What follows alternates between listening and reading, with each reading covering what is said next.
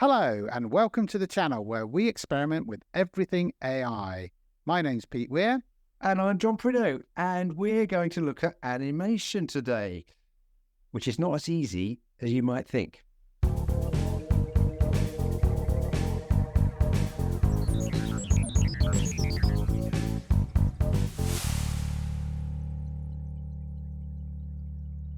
Hi John. I've noticed so many videos claiming they can cut animation workflow from hours to minutes. Well, yes, Pete, I've been looking into it and I've learned a lot on the way. I've got a few really good tips for you, but I'll tell you about those in a minute. And it's definitely not as easy as they make out. Let me show you what I managed to achieve before I show you how I achieved it.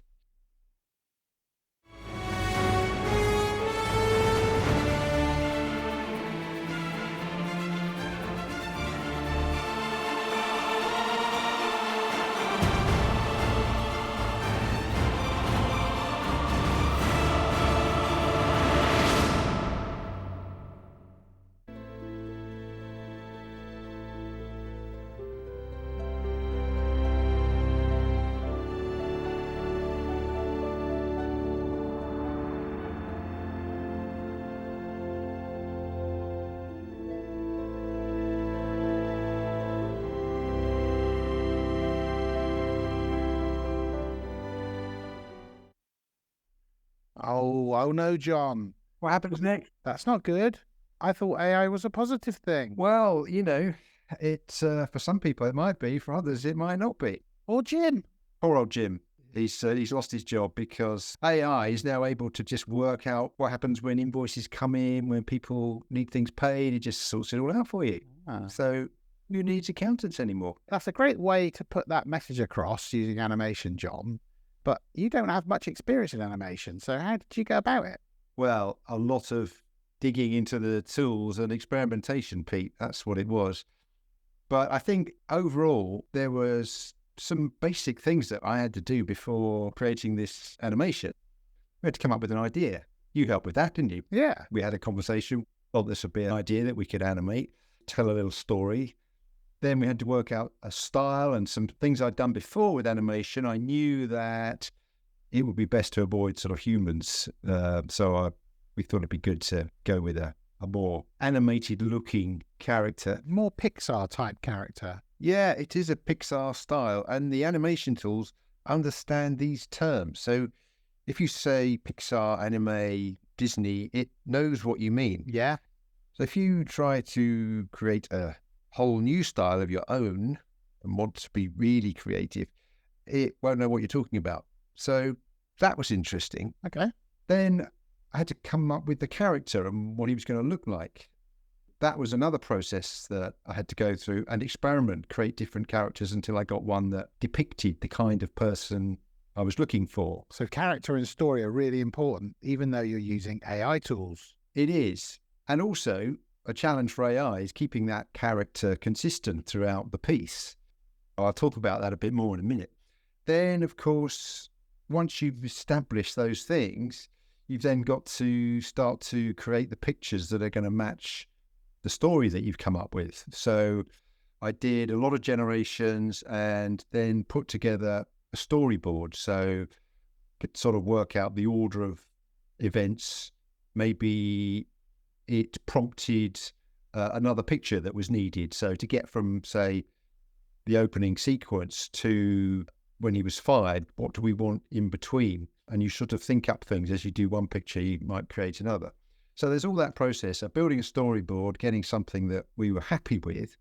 And then having done that, only then can we really start the process of animating it. And then each picture, animate, try things, throw things away, get some interesting things coming out of that as well.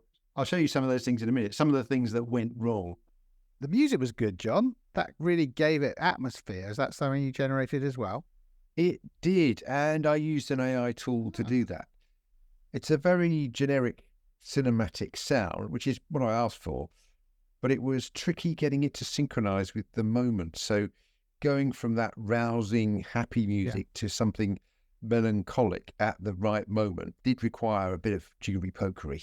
And I created half a dozen different tracks before I landed on the ones that I thought would fit. That's all sounding quite complicated and not just pressing an AI button that I thought it would be. Definitely not, Pete. No, there's little bits of it that you press the AI button, but there's a lot that goes around it. So have you got any tips then? Well, I have, but before I show you those, can I show you some of the things that didn't go quite right? Okay, yeah, that could be some fun. So firstly, I had to create the pictures first before we got anywhere near animating them. Here's the first example. Yeah. I was trying to get Jim to Hang on a minute. His head's around the wrong way. He's driving down the road, but he's looking straight back. That's very dangerous. It's anatomically impossible and, yes, not very safe either. Oh, actually, no, his arms are on the wrong way. It's all completely wrong. And it's one of those pictures that first glance, out the corner of your eye, you might not notice, but then as you look at it, you think, that's not right. I mean, the quality of the picture's really good, isn't it? With the background of trees and the road and the other cars. It looks really crisp. And it preserved the character as well in a good way. So I like the look of this Jim. He's nice and slim and got the right kind of face. Slim Jim. Slim Jim, yeah. And it's not in that uncanny valley. He's not too human and he's not too puppet-like. I think he's just right. So that was some manipulation with Jim that went wrong. And there are a few other examples of that. So another challenge, which you know about this, Pete, is trying to get text on things. Oh, text. That's my favourite. It has improved quite a bit, but it still does some very strange things. The picture in the top left there, AI takes finance jobs. The prompt was to put that headline on a newspaper, on a table, in a kitchen. But because I put the word AI in there, it decided to put a robot on top. A one-eyed robot. Came from nowhere. I didn't ask it to do that. Oh. I also asked it to remove the robot, but it refused. It just kept putting it back. It's petulant again. It is petulant. And the other one was it put the headline on the wall of the kitchen, not on the paper. Not even in a graffiti style. No. And the other thing you notice, there's some cups and crumbs and things. Yeah, it's a right mess. I'd forgotten to turn off the enhance prompt button. Oh. What Leonardo, which is the tool I use for this, what it does is if you want it to, it can embellish what you put in and add all sorts of other things. So it decided to add things like crumbs and coffee cups. Yeah. And actually, I quite liked it. So it was a fortunate mistake. So once I'd got that, I could remove that auto prompting and then just use it myself. It does sort of add to the atmosphere as someone getting angry at reading that in the paper. It does. And in the final shot that I got in the newspaper in the sink, I thought was quite good. Yeah, that was very good. But I'll show you the prompt that was needed for this. A highly detailed image in the Pixar animation style. So I had to put that at the front of every single picture. Really? Yeah. You can take pictures and then ask it to change things, which is usually okay. He's not 20 years old though, is he, John, in those pictures? Interestingly, his age did seem to fluctuate. So I had to discard quite a few pictures where he was looking a fair bit older, actually. It does seem to ignore things in your prompt quite often, doesn't it? It does, and adds things that you haven't asked for. But some of the things like adding features, small ears sticking out a bit, that seemed to add a consistent feature to the character. Right. It was good. So if you're very directive in what you say, Yeah. you end up removing the options that it starts adding to your pictures. So do you want to see some animations that went wrong? Yeah, share some of those. Because it looks very slick in the final trailer. It does, but there's a lot of virtual discards on the floor. Right. Here's the prompt. This is Jim. Jim turns slowly to look towards the window. So watch carefully. Oh, hang on a minute. It's just turned into a different character. A, that wasn't slowly, and who's he now? He didn't turn slowly. He didn't look towards the window. He's now got a completely different hairstyle and looks more of a female type character, one would say. Do you want to see that again? Yeah. It's quite funny. It is quite funny. It's the snap that's quite cool. That could be a new trend. And I think that one, I just did it again. And the next time it didn't do that. Yeah, okay. Couldn't get him to look towards the window ever. So I came up with something else in the end, which worked. Here's another strange one. My idea here was to pan out and show a brown shoulder bag flung on the floor and a small, sad-looking dog by the side of it. Oh. So I thought, this is the moment. He's got home. The kids are playing outside. He's been fired. How's he going to tell them? The dog knows. But so that was the idea. So I'll show you what happened. Oh, hello. I need to see that again. It's very quick. Did he turn into a dog? I think you see like a little dog's tail just as he disappears. There we go. He does turn into a strange dog and then just disappears. Not quite what you were expecting. In the final piece, I've actually used this, but I get to about there. Yeah. Then we do a closing circle. So you don't see what happens. So you just get a little short. Okay. So you managed to rescue some material from this clip. Yeah. So the beginning of that was usable. Yeah. Yeah. One thing I haven't mentioned is it takes time to create these videos. You have to click the button, then you sit back and wait. So how long would a clip like this take to generate? Well, when I was using the free version, which the quality is just the same, it was several hours for each shot. Really? Which was clearly not sustainable. So I did sign up for the first tier, which is about $29 a month, I think it is. Right, okay. You can cancel at any time. That takes maybe 3 or 4 minutes. So that's much more usable. Yeah, it is. But you got to realize you've got, animation, 24 frames a second, 3 minutes of video. That's a hell of a lot of images, isn't it? Yeah. And when we think about how long it takes to do a single image when we're using some of these tools, it's understandable it's going to take a lot of processing time. So would you like some more stats? I've got some stats for you. Here we go. Wow. I used 10 stills in that animation.